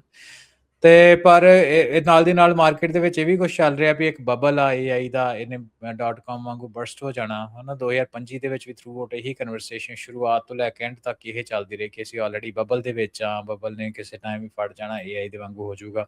ਤੇ ਇਹ ਗੱਲਾਂ ਬਾਤਾਂ ਹੁਣ ਵੀ ਚੱਲਦੀਆਂ ਪਈਆਂ। 2026 ਦੇ ਆਪਾਂ 15 ਦਿਨ ਆਲਮੋਸਟ, ਪਹਿਲਾ ਜਿਹੜਾ ਮਹੀਨਾ ਉਹਦੇ 15 ਦਿਨ, ਅੱਧਾ ਮਹੀਨਾ ਪਹਿਲਾਂ ਨਿਕਲ ਗਿਆ, ਉਹਦੇ ਵਿੱਚ ਵੀ ਜਿਹੜੀ ਮਨੀ ਆ ਉਹ ਲਗਾਤਾਰ ਪੋਰ ਜਿਹੜੀ ਆ ਹੁੰਦੀ ਜਾ ਰਹੀ ਆ, ਹੈ ਨਾ। ਸੋ ਫਾਰ 15 ਦਿਨਾਂ ਵਿੱਚ ਉਹਦੇ ਵਿੱਚ ਕੋਈ ਸਲੋਨੈਸ ਨਹੀਂ ਹੈਗੀ, ਜਿਹਦੇ ਵਿੱਚ ਇਹ ਜ਼ਿਆਦਾ ਜਿਹੜੇ ਪੈਸੇ ਜਿਹੜੇ ਸਪੈਂਡ ਹੋ ਰਹੇ ਆ ਨਾ, ਇਹ ਟ੍ਰਿਲੀਅਨਸ ਆਫ ਡਾਲਰ, ਉਹਦੇ ਵਿੱਚ ਸਭ ਤੋਂ ਵੱਡਾ ਜਿਹੜਾ ਉਹ AI ਇਨਫਰਾਸਟ੍ਰਕਚਰ ਦੇ ਉੱਤੇ ਆ। ਤੇ ਜਿਹੜੇ ਕੰਪਨੀਜ਼ ਆ, ਇਹ ਮੰਨਿਆ ਜਾ ਰਿਹਾ ਕਿ 1.36 ਟ੍ਰਿਲੀਅਨ ਡਾਲਰ ਜਿਹੜਾ ਵਾ ਉਹ ਜਿਹੜੇ ਬੈਕਬੋਨ ਹੈਗੇ ਆ, ਯਾਨੀ ਕਿ ਡੇਟਾ ਸੈਂਟਰ ਹੋ ਗਏ ਜਾਂ ਉਹਦੇ ਨਾਲ ਰਿਲੇਟਡ ਇਨਫਰਾਸਟ੍ਰਕਚਰ ਦੀ ਗੱਲਾਂ ਹੋ ਗਈਆਂ, ਇਹ 2026 ਦੇ ਵਿੱਚ। ਤੇ ਇਹ ਜਿਹੜਾ ਇਨਫਰਾਸਟ੍ਰਕਚਰ ਆ, ਇਹਦੀ ਸਪੈਂਡਿੰਗ ਇਸੇ ਤਰ੍ਹਾਂ ਹੀ ਚੱਲਦੀ ਰਹੂਗੀ। 2027 ਦੇ ਵਿੱਚ 1.25 ਟ੍ਰਿਲੀਅਨ ਇਨਫਰਾਸਟ੍ਰਕਚਰ ਉੱਤੇ ਇਨਵੈਸਟ ਹੋਊਗਾ। ਆਪਾਂ ਗੱਲ ਪਿੱਛੇ ਕਰਕੇ ਹਟੇ ਹਾਂ ਕਿ ਆਪਣੇ ਪਿਛਲੇ ਟਾਕ ਸ਼ੋਜ਼ ਦੇ ਵਿੱਚ ਕਿ ਵਾਸ਼ਿੰਗਟਨ DC ਦੇ ਵਿੱਚ ਜਿਹੜਾ GTC ਇਵੈਂਟ ਹੋਇਆ ਸੀ, ਉਹਦੇ ਵਿੱਚ NVIDIA ਦੇ ਜਿਹੜੇ CEO ਆ ਜੈਨਸਨ ਹੁਆਂਗ, ਉਹਨਾਂ ਇਹ ਕਿਹਾ ਕਿ ਆਪਾਂ ਜਿਹੜੇ ਇਕੱਲੇ GPUs ਜਿਹੜੇ ਇਹਨਾਂ ਦੇ ਜਨਰਲ ਪ੍ਰੋਸੈਸਿੰਗ ਜਿਹੜੇ ਯੂਨਿਟਸ ਆ, ਉਹ 2026 ਦੇ ਵਿੱਚ 500 ਬਿਲੀਅਨ ਡਾਲਰ ਦੇ ਤਾਂ ਉਹੀ ਦੇ ਵੇਚਣੇ ਆ। ਸੋ $500 ਟ੍ਰਿਲੀਅਨ ਦੇ GPUs ਹੀ ਵਿਕ ਜਾਣੇ ਇਕੱਲੇ। ਇਸੇ ਤਰ੍ਹਾਂ AMD ਦੇ ਜਿਹੜੇ ਐਡਵਾਂਸ ਮਾਈਕਰੋ ਡਿਵਾਈਸਿਸ, ਉਹ ਵੀ ਇੱਕ ਚਿਪ ਮੈਨੂਫੈਕਚਰਰ ਆ, ਉਹਨਾਂ ਕਿਹਾ ਕਿ ਕੰਪਨੀ ਦੇ ਫਾਈਨੈਂਸ਼ੀਅਲ ਡੇ ਜਿਹੜਾ ਨਵੰਬਰ ਦੇ ਵਿੱਚ, ਉਹਨਾਂ ਕਿਹਾ ਸੀ ਅਸੀਂ ਡੇਟਾ ਸੈਂਟਰ ਮਾਰਕੀਟ ਕੱਲੀ ਨੂੰ ਦੀ ਆਪਾਂ ਗੱਲ ਕਰੀਏ ਤੇ 2030 ਦੇ ਵਿੱਚ ਜਿਹੜੇ ਉਹਨਾਂ ਦੇ ਆਪਣੇ ਅੰਦਾਜ਼ੇ ਐਸਟੀਮੇਟ ਆ, ਉਹ 1 ਟ੍ਰਿਲੀਅਨ ਦੀ ਹੋ ਜਾਏਗੀ ਕੱਲੀ ਜਿਹੜੀ ਮਾਰਕੀਟ ਹੈ ਨਾ। ਸੋ ਉਹ ਕਹਿੰਦੇ ਕਿ ਦੇਖੋ, ਜੇ ਆਪਾਂ ਸਪੈਂਡਿੰਗ ਦੀ ਗੱਲ ਕਰੀਏ ਤੇ ਉਹ ਤੇ ਕੋਈ ਪ੍ਰੋਬਲਮ ਨਹੀਂ ਹੈਗੀ, ਹੈ ਨਾ। ਬਹੁਤ ਜ਼ਿਆਦਾ ਪੈਸਾ ਜਿਹੜਾ ਪਾਣੀ ਵਾਂਗੂ ਤੁਸੀਂ ਜਿੱਦਾਂ ਤੁਸੀਂ ਕਿਹਾ ਉਹ ਆ ਰਿਹਾ, ਤੇ ਉਹਦੇ ਵਿੱਚ ਕੱਲੀ GPUs ਦੀ ਗੱਲ ਹੀ ਨਹੀਂ, ਸਟੋਰੇਜ ਇੰਡਸਟਰੀ ਦੀ ਵੀ ਗੱਲ ਕਰੀਏ, ਜਿਹਦੇ ਵਿੱਚ ਸੈਨਡਿਸਕ ਹੋ ਗਈ, ਆਪਣੇ ਮਾਈਕਰੋਨ ਹੋ ਗਈ, ਵੈਸਟਰਨ ਡਿਜੀਟਲ ਜਾਂ ਹੋਰ ਜਿੱਥੇ ਡੇਟਾ ਸਟੋਰੇਜ ਕੰਪਨੀ, ਉਹਨਾਂ ਦੇ ਤੁਸੀਂ ਸਟਾਕ ਦੇਖੋ ਤਾਂ ਉਹ ਵੀ 10-10 ਗੁਣਾ ਜਿਹੜੇ ਉਹ ਵਧੇ ਆ ਓਵਰ ਦਾ period of time. So compute ਤੋਂ ਬਾਅਦ ਜਿਹੜੀ ਮੈਮਰੀ ਆ, that's a next big thing. ਅੱਜ ਕੱਲ੍ਹ ਜਿਹੜੀ ਰੈਮ ਦੀ ਸ਼ਾਰਟੇਜ ਆ ਉਹ ਕਾਫੀ ਚੱਲ ਰਹੀ ਆ, ਹੈ ਨਾ। ਉਹਦੇ ਕਰਕੇ ਜਿਹੜੀ ਮਾਈਕਰੋਨ ਵਰਗੀ ਕੰਪਨੀਜ਼ ਆ, ਉਹਨਾਂ ਨੇ ਕਾਫੀ ਜ਼ਿਆਦਾ ਉਹਨਾਂ ਨੂੰ ਬੈਨੀਫਿਟ ਹੋ ਰਿਹਾ, ਹੈ ਨਾ। ਉਹ ਐਕਸਪੈਂਸਿਵ ਵੀ ਹੋ ਰਹੀਆਂ, ਡਿਮਾਂਡ ਉਹਨਾਂ ਦੀ ਕਾਫੀ ਵੱਧ ਰਹੀ ਆ। ਸੋ ਇਹਦੇ ਤੋਂ ਤੁਸੀਂ ਇਹ ਹਿਸਾਬ ਲਾਓ, ਗੱਲਬਾਤ ਕਰਨ ਦਾ ਆਪਣਾ ਰਾਜਕਰਨ ਇੱਥੇ ਮਤਲਬ ਇਹ ਆ ਕਿ ਜੇ ਆਪਾਂ ਕਿਸੇ ਤਰੀਕੇ ਦੇ ਨਾਲ ਇਹ ਸੋਚੀਏ ਵੀ ਆਪਣਾ ਫਿਊਚਰ ਕਿਹੜੇ ਪਾਸੇ ਨੂੰ ਜਾ ਰਿਹਾ ਤੇ AI ਉਹਦੇ ਤੇ ਕਿੱਥੇ ਸਟੈਂਡ ਕਰਦੀ ਆ, just follow the numbers, follow the money. Trillions of dollar 2026 ਵਿੱਚ ਵੀ ਜਾਣਗੇ, ਤੇ ਇਹ ਜਿਹੜੀ ਗਿਣਤੀ ਆ, ਨੰਬਰਸ ਆ, ਇਹ 2027 ਵਿੱਚ ਵਧਣਗੇ। ਬਿਲਕੁਲ। ਸੋ ਇਹ ਸਾਰੀਆਂ ਚੀਜ਼ਾਂ ਜਿਹੜੀਆਂ ਉਹ ਚੱਲ ਰਹੀਆਂ, ਸੋ ਨਜ਼ਰ ਰੱਖਣੀ ਚਾਹੀਦੀ ਆਪਾਂ ਨੂੰ ਸਾਰਿਆਂ ਨੇ ਕੀ ਕੁਛ ਜਿਹੜਾ ਉਹ ਹੋ ਰਿਹਾ ਹੈਗਾ। ਆਪਣੀ ਜਿਹੜੀ ਅਗਲੀ ਗੱਲ ਕਰੀਏ, ਇਸ ਦੇ ਵਿੱਚ ਵਰਲਡ ਇਕਨੋਮਿਕ ਫੋਰਮ ਡੇਵਸ ਦੇ ਵਿੱਚ ਹਰ ਸਾਲ ਹੁੰਦੀ ਆ। ਅਗਲਾ ਡੈਕੇਡ ਬਿਜ਼ਨਸ ਨੂੰ ਜਿਹੜਾ ਉਹ ਲੈ ਕੇ ਆ, ਉਹ ਕਿੱਦਾਂ ਦਾ ਰਹਿਣ ਵਾਲਾ ਆ, ਉਹਦੇ ਬਾਰੇ ਵੀ ਚਰਚਾ ਜਿਹੜੀ ਉੱਥੇ ਚੱਲ ਰਹੀ ਹੈ। ਕੀ ਚਰਚਾਵਾਂ ਨੇ, ਕੀ ਕਿਆਸ ਰਹੀਆਂ ਜਿਹੜੀਆਂ WEF ਦੱਸ ਰਿਹਾ? ਹਾਂਜੀ, ਸੋ ਨਾ ਇਹ ਬੜਾ ਕੰਪਲਿਕੇਟਡ ਜਿਹਾ ਟੌਪਿਕ ਉਹ ਸਾਹਮਣੇ ਲੈ ਕੇ ਆਇਆ, ਪਰ ਬੜਾ ਇੰਟਰਸਟਿੰਗ ਵੀ ਹੈ ਨਾਲ ਦੀ ਨਾਲ। ਕੰਪਲਿਕੇਟਡ ਇਸ ਤਰ੍ਹਾਂ ਕਿ ਜਿਹੜਾ ਅਗਲੇ ਡੈਕੇਡ ਦੀ ਹੁਣ ਗੱਲ ਕਰ ਰਹੇ ਆ, ਆਫ ਕੋਰਸ AI ਤੇ ਉਹਦੇ ਵਿੱਚ ਮਿਡ ਐਂਡ ਸੈਂਟਰ ਵਿੱਚ ਤਾਂ ਹੈ ਹੀ ਹੈ ਵਾ, ਹੂੰ, ਹੂੰ। ਤੇ ਪਰ ਉਹਦੇ ਵਿੱਚ ਇਹ ਆ ਕਿ ਇਹ ਜਿਹੜੀ ਮਾਰਕੀਟ ਆ ਕਾਫੀ ਸ਼ਿਫਟ ਹੋ ਰਹੀ ਆ। ਸੋ ਭਾਵੇਂ ਕਿ ਇਹ ਬੜਾ ਕੰਪਲਿਕੇਟਡ ਟੌਪਿਕ ਆ, ਨੂੰ ਇਸੇ ਆਪਣੇ ਟਾਕ ਸ਼ੋ ਵਿੱਚ ਲਿਆਉਣ ਦਾ ਮਤਲਬ ਖਾਸ ਤੌਰ ਤੇ ਜਿਹੜੇ ਬਿਜ਼ਨਸ ਓਨਰਸ ਆ ਨਾ, ਉਹਨਾਂ ਦੇ ਵਾਸਤੇ ਆ ਕਿ ਹੂੰ। ਉਹ ਜਦੋਂ ਆਪਾਂ ਵਰਲਡ ਇਕਨੋਮਿਕ ਫੋਰਮ ਹੈ ਨਾ, ਦੁਨੀਆ ਦਾ ਸਭ ਤੋਂ ਵੱਡਾ ਬਿਜ਼ਨਸ ਦਾ ਫੋਰਮ ਆ, ਤੇ ਉਹਦੇ ਵਿੱਚ ਜੇ ਉਹ ਗੱਲਾਂ ਕਰ ਰਹੇ, ਉਹਨਾਂ ਕੋਲ ਡੈਫੀਨੇਟਲੀ ਜਿਹੜੀ ਇੰਟੈਲੀਜੈਂਸ ਆ ਉਹ ਬਹੁਤ ਜ਼ਿਆਦਾ ਹੈਗੀ ਆ। ਪੂਰੀ ਦੁਨੀਆ ਤੋਂ ਉਹਨਾਂ ਇੰਟੈਲੀਜੈਂਸ ਇਕੱਠੀ ਕੀਤੀ ਆ। ਜਿਹੜੇ ਹਰ ਸਾਲ ਉਹਨਾਂ ਦਾ ਡੇਵੋਸ ਦੇ ਵਿੱਚ ਇਵੈਂਟ ਹੁੰਦਾ, ਜਿਹੜਾ ਕਿ ਅੱਜ ਕੱਲ੍ਹ ਵੀ ਚੱਲ ਰਿਹਾ ਵਾ, ਉਹਦੇ ਬਾਰੇ ਵੀ ਆਪਾਂ ਆਉਣ ਵਾਲੇ ਟਾਕ ਸ਼ੋ ਵਿੱਚ ਗੱਲਬਾਤ ਕਰਾਂਗੇ। ਉਹਨੇ ਇਹ ਕਿਹਾ ਕਿ ਫਿਊਚਰ ਆਫ AI ਆ, ਉਹ ਆਪਾਂ ਨੂੰ ਬਿਲਕੁਲ ਪਰਫੈਕਟਲੀ ਤਾਂ ਨਹੀਂ ਪਤਾ, ਪਰ ਇਹ ਆ ਵੀ ਉਹ AI ਦੇ ਆਲੇ ਦੁਆਲੇ ਰਹੂਗਾ। ਅੱਛਾ। ਉਹਦੇ ਵਿੱਚ ਉਹਨਾਂ ਕਈ ਸਟੇਜਸ ਆ ਇਹਦੇ ਸੰਬੰਧ ਦੇ ਵਿੱਚ ਦੱਸੀਆਂ। ਉਹ ਇਹ ਆ ਕਿ ਜਿਹੜੇ ਲੋਕ ਜਾਂ ਜਿਹੜੇ ਬਿਜ਼ਨਸ ਆਪਣੇ ਆਪ ਨੂੰ ਰੀਆਰਗੇਨਾਈਜ਼ ਕਰ ਸਕਣਗੇ ਅਰਾਊਂਡ, ਉਹਨਾਂ ਵਰਡ ਵਰਤਿਆ ਸਕੇਲੇਬਲ ਇੰਟੈਲੀਜੈਂਸ। ਅੱਛਾ। ਛੋਟੀ ਕੋਈ ਇੱਕ ਜਗ੍ਹਾ ਤੇ ਤੁਸੀਂ ਕੋਈ ਚੀਜ਼ ਨੂੰ ਵਧੀਆ ਤਰੀਕੇ ਦੇ ਨਾਲ ਕਰ ਲਿਆ, ਪਰ ਗੱਲ ਇਹ ਹੈ ਕਿ ਕੀ ਤੁਸੀਂ ਉਹਨੂੰ ਸਕੇਲ ਕਰ ਸਕਦੇ ਹੋ ਵੱਡੇ ਲੈਵਲ ਦੇ ਉੱਤੇ as you grow your business. ਤੇ ਉਹ ਜਿਹੜੇ ਆ ਉਹ ਬਿਜ਼ਨਸ ਜਿਹੜੇ ਆ ਉਹ ਡੋਮੀਨੇਟ ਕਰਨਗੇ। ਉਹ ਇਦਾਂ ਦੇ ਐਂਟਰਪ੍ਰਾਈਜ਼ ਜਿਹੜੇ ਉਹ ਸਾਹਮਣੇ ਲੈ ਕੇ ਆਉਣਗੇ, ਜਿਹੜੇ ਕਿ ਪਿਛਲੀ ਲਾਸਟ ਸੈਂਚੁਰੀ ਤੋਂ ਉਹ ਥੋੜੇ ਜਿਹੇ ਵੱਖ ਹੋਣਗੇ। ਹੁਣ ਅਗੇਨ ਮੈਂ ਕਿਹਾ ਨਾ ਕੰਪਲਿਕੇਟਡ ਟੌਪਿਕ ਆ, ਪਰ ਇਹਦੀ ਆਪਾਂ ਐਗਜ਼ਾਮਪਲ ਇੱਕ ਲੈ ਲੈਂਦੇ ਹਾਂ। ਹੁਣ ਦੱਸੋ। ਚੈਟ GPT ਆਪਾਂ ਆਫਲਾਈਨ ਜਿੱਦਾਂ ਗੱਲ ਕਰਦੇ ਸੀ, ਚੈਟ GPT ਨੇ ਕਾਫੀ ਡੋਮੀਨੈਂਸ ਰਹੀ ਆ, ਹੁਣ ਵੀ ਹੈਗੀ ਵੈਸੇ ਉਹਦੀ। 2026 ਦੇ ਵਿੱਚ ਆਪਾਂ ਬੈਠੇ ਹਾਂ, 2022 ਤੋਂ ਲੈ ਕੇ 26 ਤੱਕ 4 ਸਾਲ ਤੱਕ ਚੈਟ GPT ਦੀ ਇੱਕ ਵੱਡੀ ਡੋਮੀਨੈਂਸ ਰਹੀ ਆ ਚੈਟ ਬੋਟਸ ਦੇ ਮਾਮਲੇ ਦੇ ਵਿੱਚ, ਜਾਂ AI ਦੇ ਜਨਰਲ ਮਾਮਲੇ ਦੇ ਵਿੱਚ। ਜਦੋਂ ਕੋਈ AI ਦਾ ਨਾਂ ਲੈਂਦਾ, ਚੈਟ GPT ਸਾਹਮਣੇ ਉਹਨਾਂ ਦੇ ਆ ਜਾਂਦਾ, ਜਿੱਦਾਂ ਸਰਚ ਲਈ ਗੂਗਲ ਆ, ਹੈ ਨਾ, ਜਿੱਦਾਂ ਸਰਚ ਦੇ ਲਈ ਗੂਗਲ ਆ, ਜਾਂ ਆਪਰੇਟਿੰਗ ਸਿਸਟਮ ਦੇ ਲਈ ਮਾਈਕਰੋਸਾਫਟ ਆ, ਵਿੰਡੋਜ਼ ਆ, ਹਾਂ, ਸੋਸ਼ਲ ਮੀਡੀਆ ਦੇ ਲਈ ਮੈਟਾ, ਐਕਸ ਵਗੈਰਾ। 2023 ਦੇ ਵਿੱਚ ਮਾਈਕਰੋਸਾਫਟ ਦੇ ਜਿਹੜੇ CEO ਆ, ਉਹਨਾਂ ਕਿਹਾ ਕਿ ਮਾਈਕਰੋਸਾਫਟ ਤੇ ਗੂਗਲ ਦੋਹਾਂ ਦੇ ਜਿਹੜੇ CEO, ਉਹਨਾਂ ਕਿਹਾ ਕਿ ਭਾਈ ਆਪਾਂ ਸਾਡੇ ਲਈ ਇਹ ਜਿਹੜਾ ਕੰਮ ਹੈ ਕੋਡ ਰੈਡੀ ਆ, ਕਿਉਂਕਿ ਗੂਗਲ ਦੀ ਖਾਸ ਤੌਰ ਦੇ ਉੱਤੇ ਗੱਲ ਕਰੀਏ ਤੇ ਉਹਨਾਂ ਦਾ ਜਿਹੜਾ ਸਰਚ ਆ, ਜਿਹਦਾ ਉਹਨਾਂ ਦਾ ਬ੍ਰੈਡ ਐਂਡ ਬਟਰ ਆ, ਉਹਨੂੰ ਚੈਟ GPT ਨੇ ਸਿੱਧਾ ਇੰਪੈਕਟ ਕੀਤਾ। ਲੋਕੀ ਗੂਗਲ ਦੇ ਉੱਤੇ ਨਹੀਂ ਜਾਂਦੇ ਸੀ ਚੈਟ GPT ਜਨਰੇਟਿਵ AI ਦੇ ਨਾਲ ਆਪਣੇ ਸਰਚ ਰਿਜ਼ਲਟ ਦੇਖਣ ਲੱਗ ਗਏ। ਹੁਣ ਉਸ ਤੋਂ ਬਾਅਦ ਇਨ ਦਾ ਫੋਲੋਇੰਗ ਈਅਰ 2024-25 ਦੇ ਵਿੱਚ ਆਪਾਂ ਇਹ ਦੇਖਿਆ ਕਿ ਬਹੁਤ ਜ਼ਿਆਦਾ ਜਿਹੜੀ ਸ਼ਾਪਿੰਗ ਦੀ ਟ੍ਰੈਫਿਕ ਆ ਉਹ ਚੈਟ GPT ਦੇ ਰਾਹੀਂ, ਸੋ ਉਹਨਾਂ ਦੇ ਐਡਵਰਟਾਈਜ਼ਰ ਜਿਹੜੇ ਆ ਗੂਗਲ ਤੋਂ ਚੈਟ GPT ਵੱਲ ਜਾਣਾ ਸ਼ੁਰੂ ਕੀਤੇ।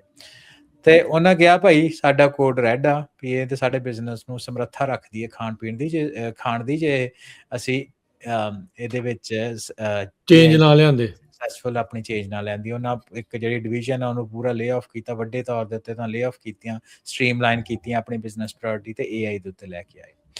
ਤੇ ਉਹਦੇ ਜਿਹੜੇ ਰਿਜ਼ਲਟ ਆ ਰਾਜ ਕਰਨ 2025 ਦੇ ਮਿਡ ਤੋਂ ਬਾਅਦ, ਕਹਿ ਲਓ ਕਿ 2025 ਦੀ ਫਾਲ ਵਿੱਚ ਸਾਨੂੰ ਦਿਖਣੇ ਸ਼ੁਰੂ ਹੋ ਗਏ।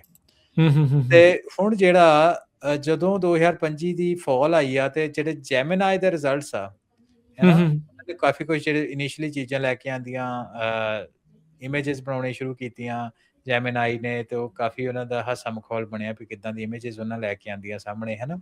ਤੇ ਪਰ ਉਹਨਾਂ ਆਪਣੀ ਗਲਤੀਆਂ ਤੋਂ ਸਿੱਖਿਆ, ਆਪਣੇ ਆਪ ਨੂੰ ਆਰਗੇਨਾਈਜ਼ ਕੀਤਾ। ਜਿਹੜੀ ਮੈਂ ਹੁਣ ਵਰਲਡ ਇਕਨੋਮਿਕ ਫੋਰਮ ਵਾਲੀ ਗੱਲ ਦੇ ਉੱਤੇ ਆ ਰਿਹਾ ਕਿ those willing to reorganise around scalable intelligence will create enterprise fundamentally different from last century। ਇਹ ਜਿਹੜੀ ਇਹ ਥੀਮ ਆ ਇਹ ਗੱਲ ਦਾ ਵਰਲਡ ਇਕਨੋਮਿਕ ਫੋਰਮ ਦੀ ਗੱਲ ਦਾ।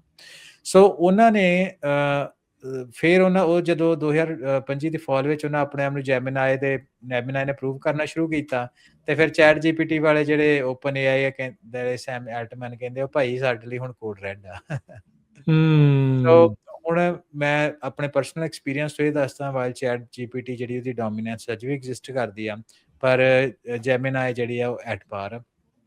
ਖਾਸ ਤੌਰ ਦੇ ਉੱਤੇ ਜਿਹੜੇ ਸਾਡੇ ਵਰਗੇ ਲੋਕ ਆ, ਜਿਨ੍ਹਾਂ ਦੀ ਭਾਸ਼ਾ ਪੰਜਾਬੀ ਜਿਹੜੀ ਉਹਨੂੰ ਨੂੰ ਟੈਕਨੀਕਲ ਲੈਂਗੁਏਜ ਵਿੱਚ ਅਸੀਂ ਲੋ ਰਿਸੋਰਸ ਲੈਂਗੁਏਜ ਕਹਿੰਦੇ ਆ, ਉਹਦੇ ਵਿੱਚ ਵੀ ਕੰਟੈਕਸਟ ਨੂੰ ਸਮਝਣ ਦੇ ਵਾਸਤੇ ਚੈਟ GPT ਦੇ ਨਾਲੋਂ ਜੈਮਿਨਾਈ ਜਿਹੜਾ ਉਹ ਜ਼ਿਆਦਾ ਬੈਟਰ ਜੌਬ ਕਰਦਾ ਵਾ ਅੱਜ ਦੇ ਟਾਈਮ ਦੇ ਵਿੱਚ। ਮੈਂ ਆਪਣੇ ਤਜਰਬੇ ਤੋਂ ਦੇਖਿਆ, ਤੇ ਲਗਾਤਾਰ ਮੈਂ ਦੇਖ ਰਿਹਾ ਪਿਛਲੇ ਕੁਝ ਹਫ਼ਤਾਵਾਰੀ ਜਾਂ ਮੰਥਲੀ ਜਿਹੜੀ ਇੰਪਰੂਵਮੈਂਟ ਉਹ ਜੈਮਿਨਾਈ ਦੇ ਵਿੱਚ ਹੋ ਰਹੀ ਆ। ਸੋ ਇਹ ਐਗਜ਼ਾਮਪਲ ਤੋਂ ਇਹ ਸਾਰੀ ਗੱਲ ਨੂੰ ਸਮਝਿਆ ਜਾ ਸਕਦਾ। ਹੁਣ ਇਹ ਮਤਲਬ ਸਾਡੇ ਵਾਸਤੇ ਕੀ ਆ, ਹੈ ਨਾ, ਜਿਹੜੇ ਸਾਡੇ ਬਿਜ਼ਨਸ ਓਨਰ ਆ, ਆਪਣੇ ਭਾਈਚਾਰੇ ਦੇ ਲੋਕ ਜਾਂ ਆਪਣੀ ਕਮਿਊਨਿਟੀ ਦੇ ਲੋਕ, ਉਹਨਾਂ ਨੂੰ ਫਿਰ ਮੈਂ ਲਾਈਨ ਦੁਬਾਰਾ ਰਿਪੀਟ ਕਰ ਦਿਆਂ ਕਿ ਵਰਲਡ ਇਕਨੋਮਿਕ ਫੋਰਮ ਕਹਿੰਦਾ those who willing to reorganise around scalable intelligence will create enterprise fundamentally different from last century. So ਇਹਨੂੰ ਇਸ ਤਰੀਕੇ ਦੇ ਨਾਲ ਵੀ ਭਾਈ ਜਿਹੜਾ ਸਟੇਟਸ ਕੋ ਹੈਗਾ ਆਪਣੇ ਕੰਮ ਕਰਨ ਦਾ, ਵੀ ਇਸ ਤਰੀਕੇ ਨਾਲ ਹੀ ਆਪਾਂ ਕਰਦੇ ਆਏ ਪਿਛਲੇ 30 ਸਾਲਾਂ ਤੋਂ, ਆਪਾਂ ਇਦਾਂ ਹੀ ਕੰਮ ਕਰਨਾ ਵਾ, ਉਹ ਅਪਰੋਚ ਨੂੰ ਆਪਾਂ ਛੱਡ ਕੇ ਆਪਾਂ ਆਪਾਂ ਦੇਖਦੇ ਹਾਂ ਕਿ ਬਿਜ਼ਨਸ ਜਿਹੜੇ ਉਹਨੂੰ ਲਗਾਤਾਰ ਆਪਾਂ ਨੂੰ ਅਪਡੇਟ ਕਰਨਾ ਪੈਂਦਾ। ਸੋ ਉਹਨੂੰ AI ਦੇ ਅਰਾਊਂਡ ਸਕੇਲੇਬਲ ਇੰਟੈਲੀਜੈਂਸ ਦੇ ਨਾਲ ਆਪਣੇ ਆਪ ਨੂੰ ਸਮਰੱਥ ਕਰੋ। ਉਹ ਜਿਹੜੇ ਤੁਸੀਂ ਬਿਜ਼ਨਸ ਆ ਉਹ ਫਿਊਚਰ ਵਿੱਚ ਇਕੱਲੇ ਸਰਵਾਈਵ ਵੀ ਨਹੀਂ ਕਰਨਗੇ, ਉਹ ਥਰਾਈਵ ਕਰਨਗੇ। ਇਹ ਸਾਰੀ ਗੱਲਬਾਤ ਦਾ ਕਰਨ ਦਾ ਮੋਟਿਵ ਇਹੀ ਆ। ਇਹਦੇ ਬਾਰੇ ਤੁਸੀਂ ਹੋਰ ਜਿਹੜੀ ਡਿਟੇਲ ਆ ਵਰਲਡ ਇਕਨੋਮਿਕ ਫੋਰਮ ਦੇ ਉੱਤੇ ਤੁਸੀਂ ਸਰਚ ਕਰ ਸਕਦੇ ਹੋ, ਨੈਕਸਟ ਡੈਕੇਡ ਆਫ ਬਿਜ਼ਨਸ। ਉਹਦੇ ਨਾਲ ਜੇ ਤੁਸੀਂ ਗੂਗਲ ਸਰਚ ਕਰੋਗੇ ਤਾਂ ਜਿਹੜੀ ਪੂਰੀ ਦੀ ਪੂਰੀ ਰਿਪੋਰਟ ਆ ਤੁਹਾਡੇ ਸਾਹਮਣੇ ਆ ਜਾਊਗੀ।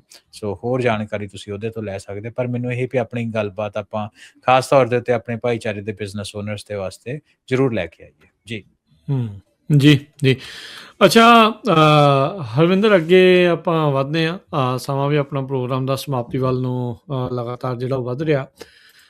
ਅਗਲੀ ਜਿਹੜੀ ਗੱਲ ਕਰਦੇ ਹਾਂ, ਤੁਸੀਂ ਪਹਿਲਾਂ ਵੀ ਇਸ ਦੇ ਬਾਰੇ ਚਰਚਾ ਕੀਤੀ, ਆਪਾਂ ਇਸ ਪ੍ਰੋਗਰਾਮ ਦੇ ਉੱਤੇ ਪਹਿਲਾਂ ਵੀ ਗੱਲ ਕੀਤੀ ਵੀ ਕਿਸ ਤਰੀਕੇ ਦੇ ਨਾਲ ਜਿਹੜੇ ਗੁਰਦੁਆਰਾ ਸਾਹਿਬਾਨ ਨੇ ਇੱਥੇ ਜਿਹੜੀ AI ਨੂੰ ਜਿਹੜਾ ਲੈ ਕੇ ਆ ਉਹ ਕਿਉਂ ਇੰਪੋਰਟੈਂਟ ਨੇ, ਇੱਥੇ ਇਹ ਜਿਹੜੀ ਸਪੇਸ ਆ ਉਸ ਨੂੰ ਕਿੱਦਾਂ ਜਿਹੜਾ ਇਸ ਦੇ ਲਈ ਵਰਤਿਆ ਜਿਹੜਾ ਉਹ ਜਾਇਆ ਜਾ ਸਕਦਾ ਆ, ਆਪਣੀ ਜਿਹੜੀ ਆਉਣ ਵਾਲੀ ਪੀੜ੍ਹੀ ਆ ਉਸ ਨੂੰ AI ਦੇ ਬਾਰੇ ਕਿੱਦਾਂ ਸਮਝ ਜਿਹੜੀ ਉਹ ਵਧਾਈ ਜਾ ਸਕਦੀ। ਇਕੱਲੀ ਆਉਣ ਵਾਲੀ ਪੀੜ੍ਹੀ ਨਹੀਂ, ਜਿਹੜੀ ਮੈਚਿਓਰ ਹੋਈ ਆ, ਜਿਹੜੀ ਵੱਡੀ ਹੋਈ ਆ, ਜਿਹੜਾ ਇਸ ਟਾਈਮ ਤਬਦੀਲੀ ਚੋਂ ਜਿਹੜਾ ਉਹ ਲੰਘ ਰਹੇ ਆ।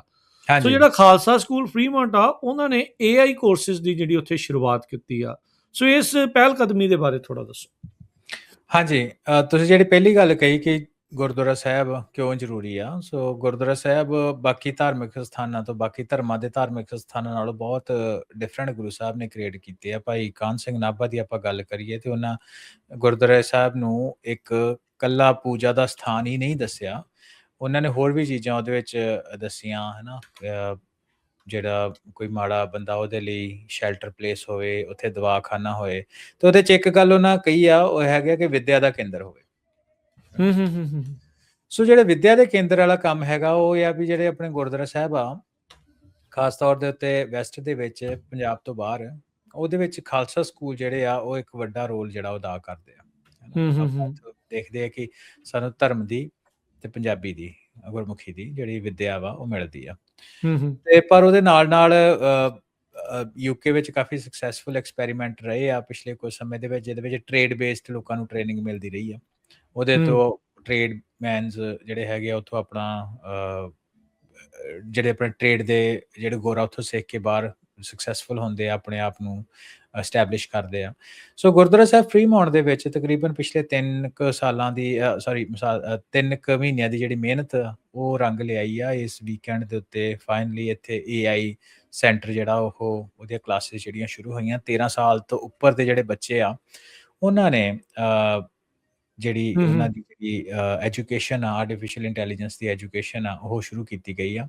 ਸ਼ੁਰੂਆਤ ਇਹਦੀ ਇੱਕ 3 ਮਹੀਨੇ ਦਾ ਜਿਹੜਾ ਕਹਿ ਲਓ ਕਿ ਛੋਟਾ ਇੱਕ ਕੋਰਸ ਆ, ਉਹਦੇ ਵਿੱਚ AI ਫੰਡਾਮੈਂਟਲਸ, AI ਦੇ ਜਿਹੜੇ ਹੈਲੂਸੀਨੇਸ਼ਨ ਕੀ ਹੁੰਦੀ ਆ, AI ਦੇ ਉੱਤੇ ਤੁਸੀਂ ਕਿੰਨਾ ਯਕੀਨ ਕਰਨਾ, ਕਿੰਨਾ ਨਹੀਂ ਕਰਨਾ। ਸੋ AI ਦੀ ਗੱਲਬਾਤ ਤਾਂ ਹੋਏਗੀ, ਪਲੱਸ AI ਦੇ ਸਿੱਖੀ ਦਾ ਸੁਮੇਲ ਕੀ ਆ, AI ਦੇ ਆਪਾਂ ਐਥਿਕਸ ਦਾ ਕਿੱਦਾਂ ਧਿਆਨ ਰੱਖਣਾ, AI ਨੂੰ ਐਥੀਕਲੀ ਕਿੱਦਾਂ ਵਰਤਣਾ, ਉਹ ਚੀਜ਼ਾਂ ਦੀ ਵੀ ਜਿਹੜੀ ਗੱਲਬਾਤ ਉੱਥੇ ਕੀਤੀ ਜਾਏ। ਕਿਉਂਕਿ ਜਦੋਂ ਮੈਂ ਆਰਟੀਫਿਸ਼ੀਅਲ ਇੰਟੈਲੀਜੈਂਸ ਨੂੰ ਪੜ੍ਹਦਾ, ਆਪਾਂ ਉਹਦੇ ਉੱਤੇ ਵੱਖ-ਵੱਖ ਜਿਹੜੀ ਲੈਜਿਸਲੇਸ਼ਨਸ ਹੈਗੀਆਂ ਆਉਂਦੀਆਂ ਵਾ। AI ਇੱਕ ਵੱਡੀ ਟੈਕਨੀਕ ਹੈਗੀ ਆ, ਹੈ ਨਾ, ਜਿਹਨੂੰ ਸਾਨੂੰ ਪਤਾ ਫਿਊਚਰ ਨੂੰ ਇਹਨੇ ਬਦਲਣਾ।